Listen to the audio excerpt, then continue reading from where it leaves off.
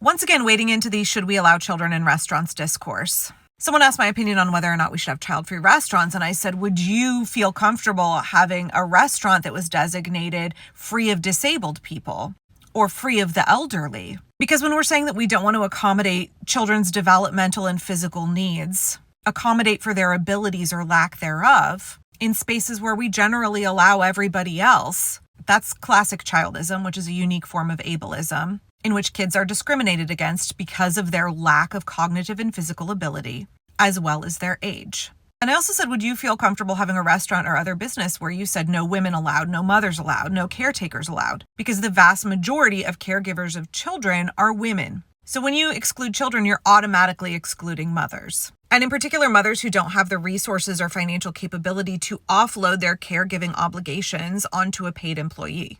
In that conversation, a couple folks said, are we talking bars with age restrictions to enter? My state also has age restrictions on restaurants that allow smoking 18 plus. Y'all, please, I'm begging you, learn about false equivalencies. There is a huge difference, a fundamental difference between saying it is our obligation as a society to protect the safety of children. And so there are situations in which we are going to decline access to kids specifically for their safety and well-being. That is entirely different than saying we are going to deny children access to spaces in order to make adults more comfortable. One is about prioritizing the safety of children. One is about prioritizing the comfort of adults. They're not even remotely the same thing.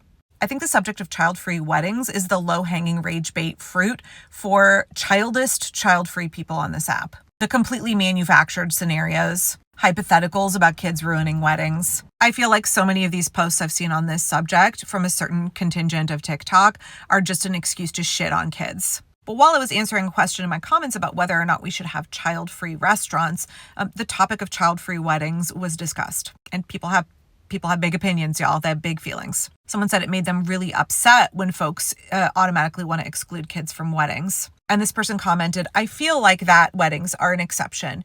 Isn't a wedding supposed to be about what you want as a bride or groom? I think the subject of kids at weddings is more complicated than that because weddings have different cultural significance for different folks. The purpose of a wedding varies from culture to culture. The expectations for a wedding vary from culture to culture. In a preponderance of cultures, weddings are a community event.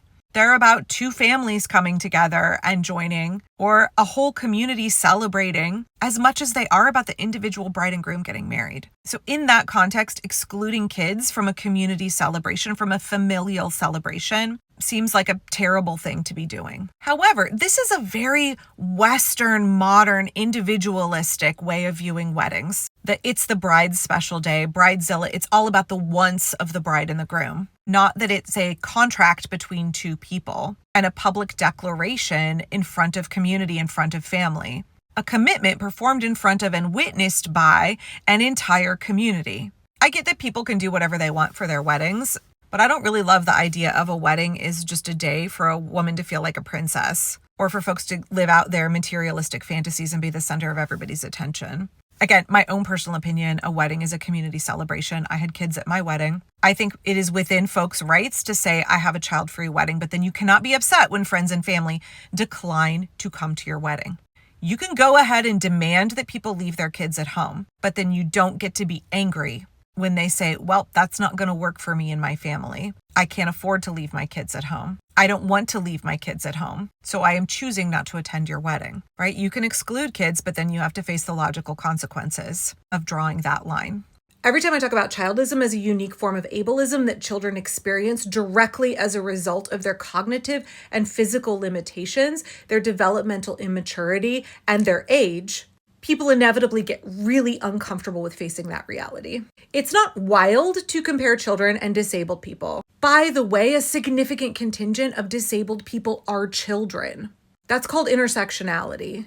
In fact, a lot of the behaviors that you are intolerant of, a lot of the ways that children make you uncomfortable, are often the manifestations of children's disabilities. You are seeing disabled children in public, doubly struggling to meet societal expectations. You are expecting a child to behave like an adult and a disabled person to behave like an able-bodied person. The things about children's behavior that you find socially unacceptable and make you uncomfortable all have to do with their inability, their limitations to meet your expectations. It is ableism.